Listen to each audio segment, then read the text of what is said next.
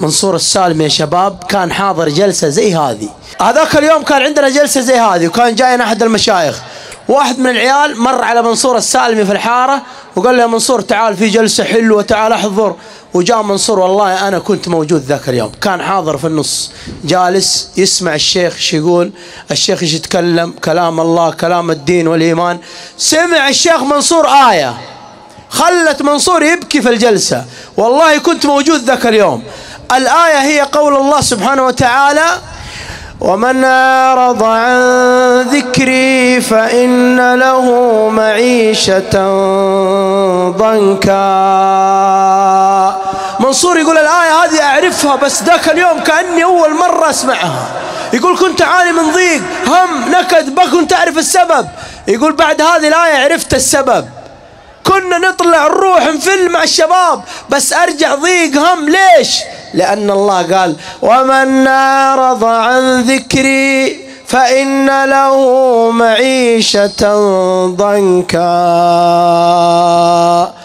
والله منصور جلس يبكي. جينا بعد الجلسة يا منصور أبشر بالخير الله غفور رحيم الله كريم. يا منصور إيش رأيك يا منصور تأخذ عمرة تبدأ صفحة جديدة مع الله من الحرم؟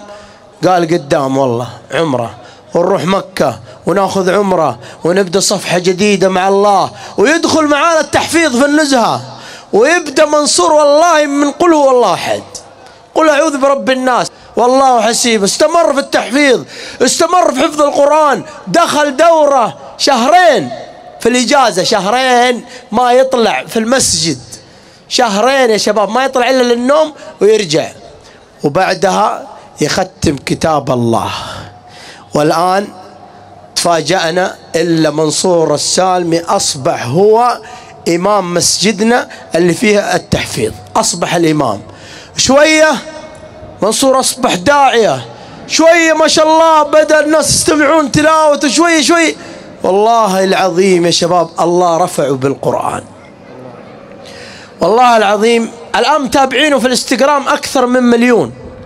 أنا رحت معاه في الحج رايحين نرمي الجمرات والله إنه ما قدر يعني إلا يتلثم بس ورايح الجمرات يتلثم من كثر الناس اللي إيش يسلمون عليه ويحبونه. كلهم من الجزائر من المغرب من تونس من العالم كله سبحان الله يحبون الرجل ذا. من اللي رفعه؟ الله وكلام الله وكتاب الله. قال النبي صلى الله عليه وسلم إن الله لا يرفع بهذا الكتاب أقواما ويضع به آخرين. الآن داعي يا منصور. الآن هو جايكم في الطريق وتستمعون تلاوته وتسمعون كلامه. لكن الشاهد يا شباب هداية منصور فين كانت؟ في جلسة زي هذه استمع كلام الله استمع الآيات أقبل على الله صدق مع الله. الآن والله العظيم من أسعد الشباب. نعم يا شباب سمع قول الله سبحانه وتعالى فمن اتبع هداي فلا يضل ولا يشقى ومن أعرض عن ذكري فإن له معيشة ضنكا. السعادة بيد مين يا شباب؟ بيد الله. يسعد مين؟ انت بعقلك يسعد مين؟ اللي يطيعونه ولا اللي يعصونه؟ خلاص 1+1. بسم الله ما شاء الله تبارك الله. حياك الله يا شيخ منصور يا مرحبا. أحد يعلم يا شباب هنا حفرنا هنا دفنا.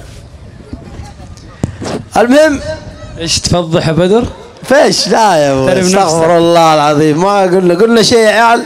اللي يرشني ولا حاجة اللي يرشني بالماء يرش بالدم. ترى سمعت شيء انت؟ ترى دعوة قلنا ما قلنا الا كل خير ان شاء الله.